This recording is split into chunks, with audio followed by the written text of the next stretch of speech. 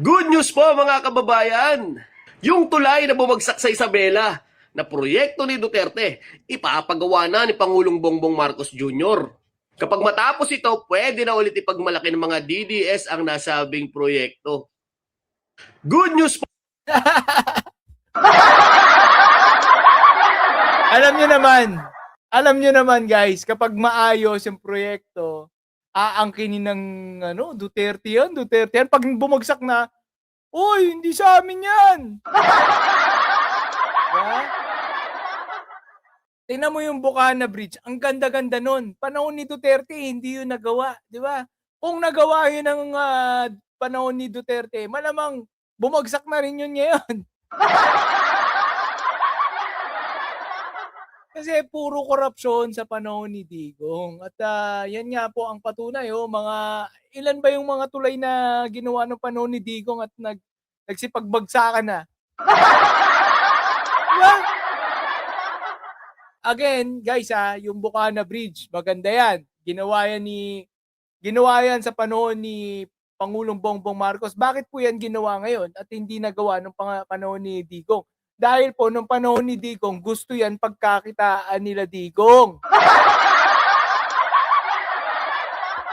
Ang hinihinging budget po dyan nila Digong sa China ay 18 billion di umano. Kaya hindi po natayo. Sa panahon po, ngayon, in 2 years, kailan ba yan sinimula? 2023, natapos ng 2025, 2 years nang ginawa.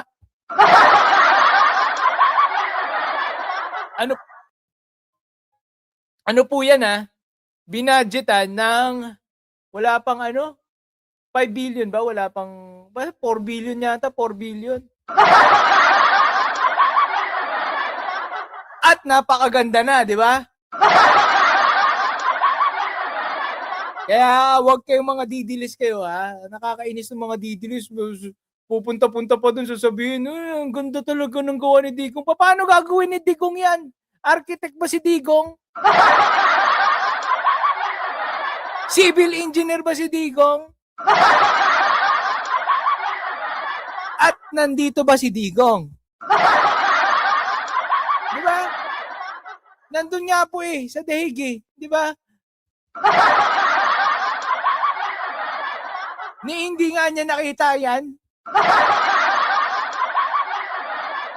Tapos sa mga didilis uy, ang galing talaga ni Digong, ang galing ito talaga pag Duterte. Nakakaasar. Putik. Isipin mo idol na idol pa rin nila si Digong.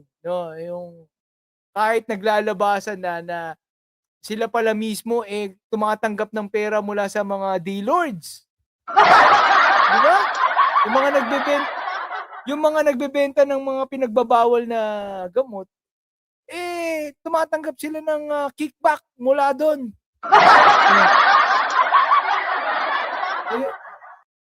Pero ang tindi, Ang tindi. Talagang hindi po sila papatinag. Duterte pa rin. Kailangan na ba nating sukuan itong mga didilis na sarado ang utak o patuloy nating papaliwanagan? Ano sa tingin nyo? Bench, yan, shout out. Yan, ano sa tingin nyo? Ano pa natin isang beses pa. Kasi nakakaasar to rin natin. Po mga kababayan, yung tulay na bumagsak sa Isabela na proyekto ni Duterte, ipapagawa na ni Pangulong Bongbong Marcos Jr. Kapag matapos ito, pwede na ulit ipagmalaki ng mga DDS ang nasabing proyekto. Good news po mga kababayan! Alam mo yung bridge na yan lang daw yung tinatawag na cable, parang cable na hindi cable bridge.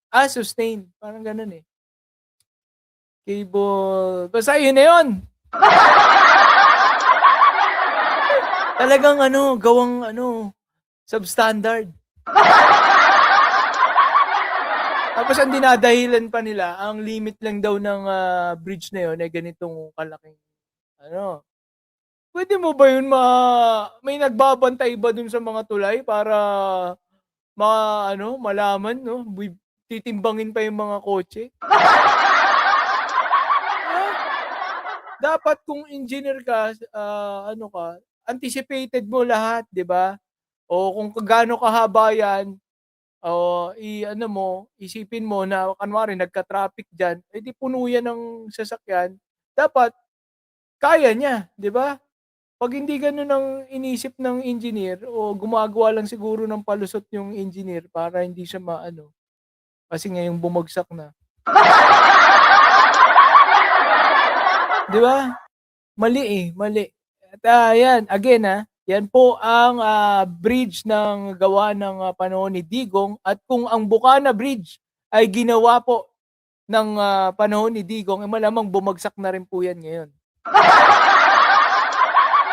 Oh, again ang, mga proyekto po ng pamahalaan ay hindi po ano, hindi po yan, napapatupad kung hindi gugustuhin ng presidente. Siyempre lalaanan ng budget 'yan sa GAA, 'di ba? Pinag-uusapan ngayon yung mga GAA line item. Ang daming batas na ginagawa. Kunwari libreng edukasyon, libreng gamot, libreng ano, lahat po 'yan naisabatas na. Ang problema, sino ang maglalaan na presidente ng budget diyan sa mga batas na 'yan? 'Pag wala pong naglaan ng budget diyan, 'no, at hindi po gustong laanan ng budget 'yan at may priority na iba ang presidente gaya ng, pangchichik sa Malacanang, 200,000 per night, 'di ba? Yung sinasabi ni Cap Barsaga. Nung panahon nung panahon daw ni Digong gano'n, 200,000 per night ang ano, tapos kumikita siya do'n ng, 75K daw kada isa. Gano'n kalaki ang kickback niya. Loko 'to. Loko rin 'to si Kap, eh. Pero yun nga, 'di ba, gano'n ang sinasabi, eh, wala pang nagde-debunk nun, 'di ba? Kakain kang munggo, kunwari mahirap ka, 'di ba? Tapos yun pala per night, per head, 'no, 200,000 per night, hindi. Oh, 'di ba? Huwag tayong magpapaniwala dito sa mga Duterte na 'to at budol po 'yan. Again, ang pinaka-inayawan ko po diyan, dati po akong Duterte supporter, ang pinaka-inayawan ko po diyan nung nalaman ko na tumatanggap ng kickback mula sa mga D-lords yang mga Duterte na 'yan. Nagkalat na po ang ebidensya, ayaw nila buksan ang kanilang bank account, plus yung search nyo lang, magnetic lifter Duterte, 'yan sa Google, may Google naman kayo, 'di ba? Search nyo lang makikita nyo sang katerba na ano, na ebidensya at yung kaibigan ni Pulong na si Kenneth Dong nakakulong po ngayon. Siya yung ginawang fall guy. Ano? Nasaan na yung mga DDS diyan? Putik. 'Pag di ko kayo na-convert dito, mga 'di ba, ayaw na nila maligaw dito, eh, kasi mako-convert sila, eh. Kaya kinabukasan anti-Duterte na sila 'pag, nanood sila dito. Good evening, balita at kaalaman, Caroline Makina. Ayan, shoutout, shoutout. 5 Hero Kanzaki Omazi. Ayan. Arigato gozaimasu. Tama ba yun?